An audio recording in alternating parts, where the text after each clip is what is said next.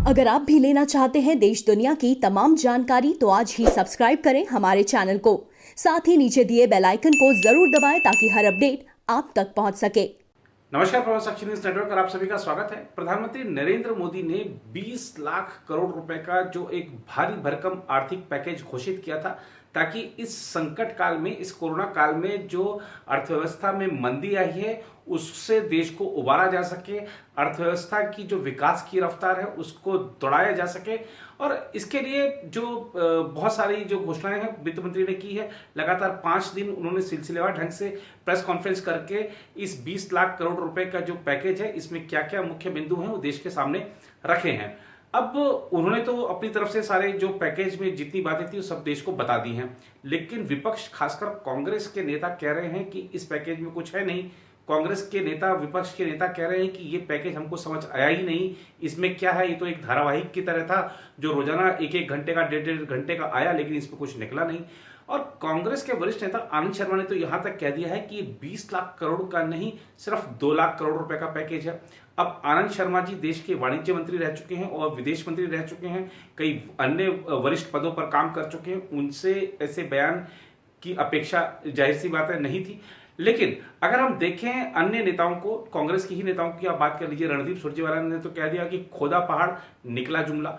सिर्फ इतने ही शब्दों में क्या आपने 20 लाख करोड़ के पैकेज को खारिज कर दिया? जरा उसे समझने की जरूरत थी। जिन लोगों को ये पैकेज समझ नहीं आया है, जो कह रहे हैं कि ये सिर्फ एक लोन मिला था, ये राहत मिला नहीं था, इसमें राहत की कोई बात ही नहीं है, लोगों को जो सरकार है वो साहूकार की तरह उनसे पेश आ रही है। जैसा राहुल गांधी ने कहा कि सरकार जो है लोगों से साहूकार की तरह पेश आ रही है, उनको कर्ज दे रही है, जबकि उनके खाते में सीधे पैसे डालने की जरूरत है। लेकिन आपको यहां बताना चाहेंगे कि दरअसल वित्त मंत्री ने जो भी ऐलान किए हैं, आप ठीक है कि उसमें आपको शायद ऐसा लग रहा होगा कि मेरे खाते में जब मेरे पास एसएमएस आ जाए कि मेरे खाते में इतना पैसा क्रेडिट हो गया है तो ही मैं उसको राहत मानूंगा। दरअसल वित्त मंत्री ने देश की अर्थव्यवस्था में इस समय की क्या स्थिति है, आगे आने वाले समय में हमको कैसे बढ़ना है, उन सब चीजों को प्रावधान करते हुए जनता को राहत मिले ये 20 लाख करोड़ रुपए की, लेकिन वो राहत कैसे आपको अप्रत्यक्ष रूप से मिलेगी, इसकी सारी चीजें की व्यवस्था की गई है। अब इस 20 लाख करोड़ रुपए में ठीक है, कांग्रेस ने या अन्य दलों ने कह दिया है, खारिज कर दिया सीधा सीधा कि ये जुमलेबाजी है, लेकिन हम आपको सिलसिलेवार ढंग से बताते हैं कि ये जो 20 लाख करोड़ रुपया था इसके अंदर किस मद में कितनी राशि का आवंटन किया गया है, ताकि आपके सामने सारी स्थिति स्पष्ट हो सके। लेकिन उससे पहले जरा आपको कुछ महत्वपूर्ण बातें भी बता देना चाहते हैं। 22 मार्च 2020 से कर में दी गई छूट के कारण राजस्व में 7,800 करोड़ रुपए की कमी आई। प्रधानमंत्री गरीब कल्याण पैकेज के तहत 1,70,000 करोड़ रुपए दिए गए। स्वास्थ्य क्षेत्र के लिए प्रधानमंत्री की ओर से की गई घोषणाओं को पूरा करने के लिए 15,000 करोड़ रुपए दिए गए। उल्लेखनीय है कि मोदी सरकार ने मार्च के आखिरी सप्ताह में प्रधानमंत्री गरीब कल्याण पैकेज की घोषणा की थी। इसमें पीडीएस कार्ड होल्डर्स को निःशुल्क अनाज और दाल देने की घोषणा की गई थी। साथ ही महिला जनधन खाता धारकों, गरीब बुजुर्गों और दिव्यांगों को सीधी मदद भेजने का ऐलान किया गया था। अब जरा नज़र डालते हैं वित्त मंत्री द्वारा घोषित आर्थिक पैकेज पर और आपको देते हैं इसका पूरा ब्रेकअप।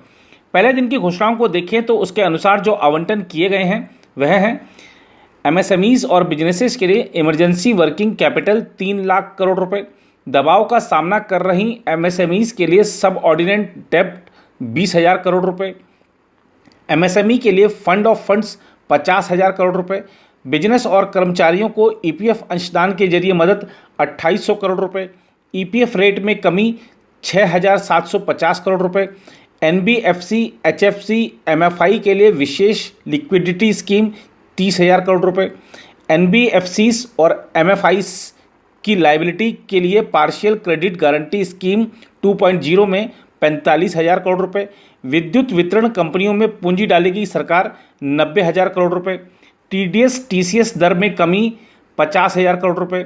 दूसरे दिन की घोषणाओं को देखें तो उसके अनुसार जो आवंटन किए गए हैं वह हैं प्रवासी मजदूरों के लिए 2 माह तक निःशुल्क अनाज की आपूर्ति 3,500 करोड़ रुपए, मुद्रा शिशु लोन के लिए इंटरेस्ट सबवेंशन 1,500 करोड़ रुपए, स्ट्रीट वेंडर्स के लिए विशेष ऋण सुविधा 5,000 करोड़ रुपए, हाउसिंग सीएलएस एमआईजी 70,000 करोड़ रुपए, नाबार्ड के जरिए अतिरिक्त इमरजेंसी वर्किंग कैपिटल की व्यवस्था 30,000 करोड़ रुपए, केसीसी के जरिए अतिरिक्त कर्ज की सुविधा 2 लाख करोड़ रुपए।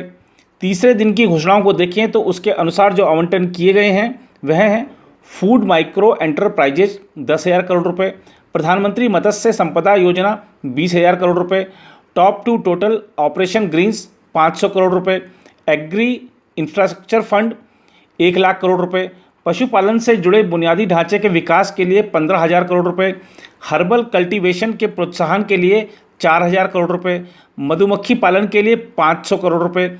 चौथे और पाँचवें दिन की घोषणाओं को देखें तो वाइबिलिटी गैप फंडिंग के लिए 8100 करोड़ रुपए, मनरेगा के लिए अतिरिक्त आवंटन 40,000 करोड़ रुपए। इनके अलावा आरबीआई की ओर से किए गए उपायों से कुल 8,01,603 करोड़ रुपए की नकदी सिस्टम में आई है। इस तरह सरकार का यह कुल राहत पैकेज 20,97,053 करोड़ रुपए का बनता है।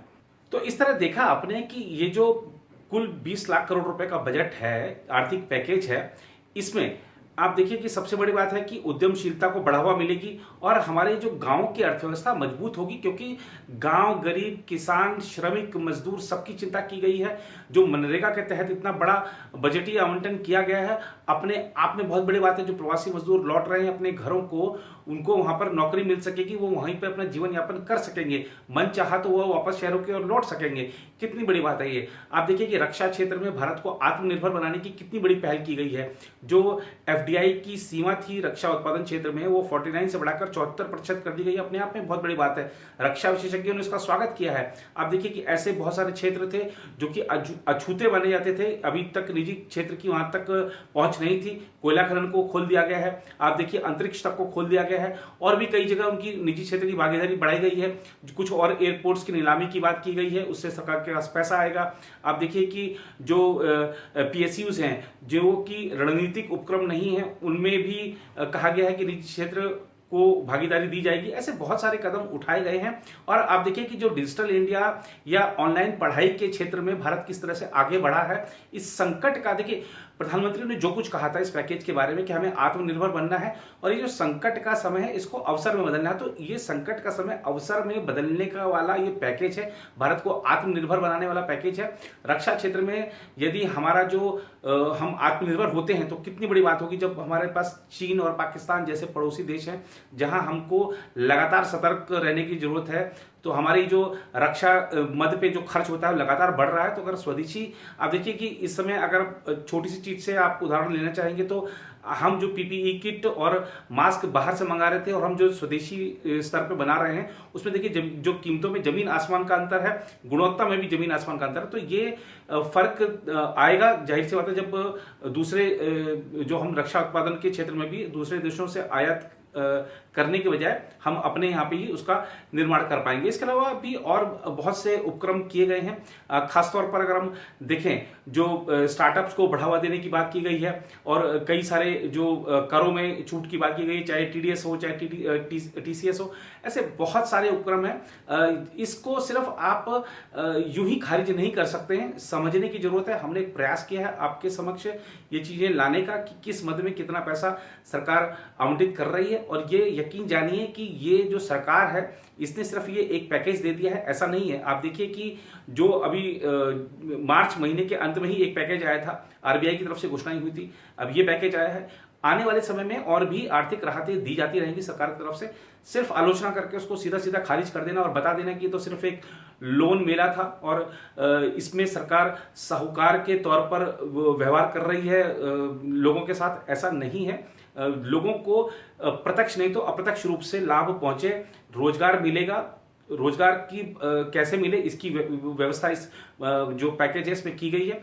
इसीलिए आपको थोड़ा सा समय देखिए। पैकेज ऐसा नहीं है कि अब कल आज 5 दिन लगातार घोषित हुआ तो उसके बाद ये पूरा का पूरा जो अगले दिन से ही इसके रिजल्ट दिखने लगेंगे। रिजल्ट दिखने में, परिणाम दिखने में समय लगेगा।